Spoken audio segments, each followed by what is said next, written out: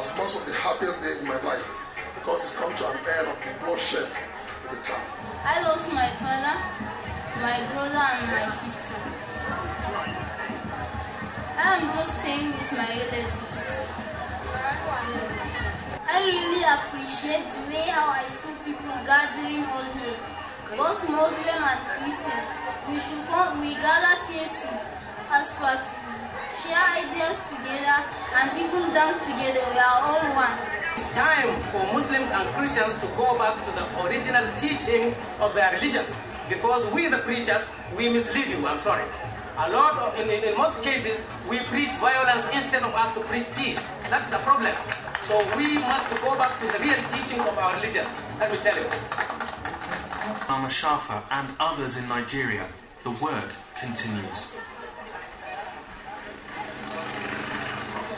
Preaching Christ does not really mean verbalizing it.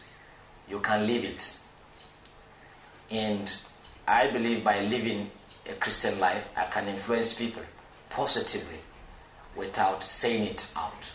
Every person who pronounces La ilaha illallah Muhammad Rasulullah sallallahu alayhi wa sallam, anybody who pronounces the kalima, who pronounces to be Muslims, I want him to be a safe haven for people around the world who are from other faith and traditions. Practice my faith vehemently, and he does too.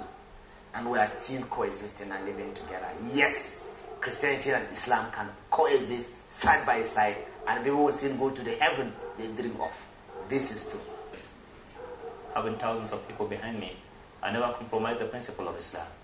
But Islam says create a space for others. And with this as a living example, even though he's not a Muslim, I like him. I can give my life to protect his honor and dignity. This is what Islam taught me to do. And I live by that principles. And I will live for it and die for it. I love him because I'm taught to love my neighbor as myself. I live by that principle.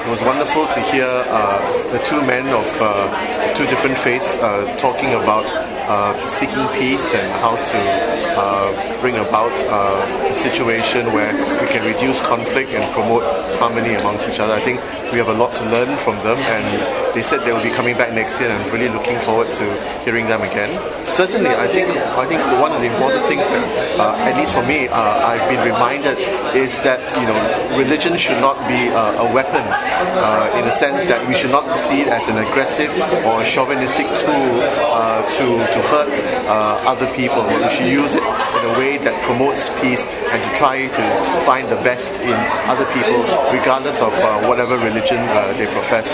I think that was an important reminder. Don't for a moment understate the fact that we really need a serious change of attitude. I think a lot of us need to rethink our religion, rethink how it shapes our lives and the identity that it gives us. And as I said, not to see it in a very chauvinistic sense, but in a sense that it is something that allows us to understand one another rather than to use it as a tool of aggression against each other. So definitely I think we have to have a rethink of how we've been brought up to view and to understand our religion. It's very enlightening, exciting and empowering in the sense that it's a good lesson for us Malaysians to live in harmony. The two leaders from two different faiths, Islam and Christianity, have shown us how bitter they were before.